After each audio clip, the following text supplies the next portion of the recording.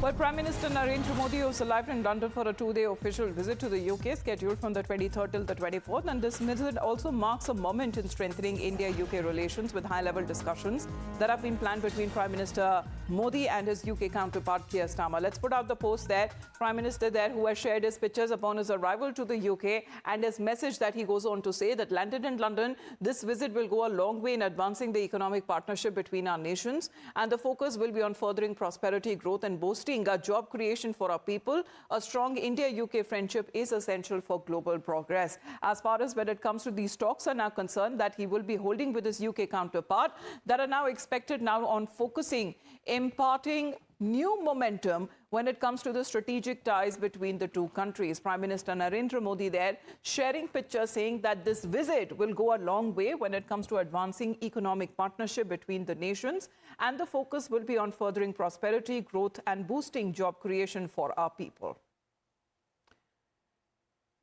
Meanwhile, as far as the Prime Minister's departure statement is concerned, before he took off for the UK, the Prime Minister said, and I quote, that during my meeting with the Prime Minister, Keir Starmer, we will have the opportunity to further enhance our economic partnership aimed at fostering prosperity, growth and job creation in both countries. This week marks the Prime Minister's fourth visit to the UK, following the visits that have happened previously in 2015, 2018 and 2021 for the COP26 summit that happened in Scotland. It is also the Prime Minister's third bilateral meeting with Starmer, following meetings on the sidelines of the G20 summit last year and the G7 summit in Canada last month. As these negotiations for the FTA, which aims to double bilateral trade up to $120 billion by 2030, that was completed in the month of May, and it was announced by the Prime Ministers of the both nations in a phone conversation.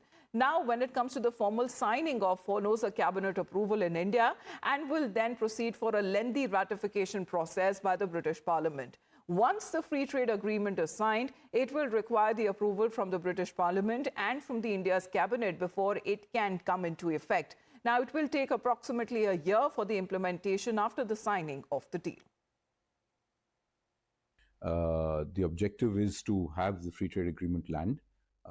It is, of course, a detailed and ambitious document, which is probably our most ambitious free trade agreement to date. So there is effort that is required to make sure it's all accurate and covers everything that the two sides have actually agreed. It reflects the substance of what people are expecting. As and when it lands, it isn't appropriate for me to confirm when that will be. The free trade agreement would have, we believe, a very important impact on both economies. It will help drive growth in both countries. It will give businesses a more predictable framework, not only to carry out trade. As I was saying in a previous interview, it isn't just about tariff reductions, important as they are and widespread though they will be. It's also about improving the terms of trade. The seminal point of the visit is signing of the bilateral free trade agreement, which would cover very substantial part of bilateral trade and free them from high tariffs or other restrictions. It would also have impact on our services sector, because they are intertwined with the merchandise goods as well. Bilateral trade was $55 billion last financial year, I should say.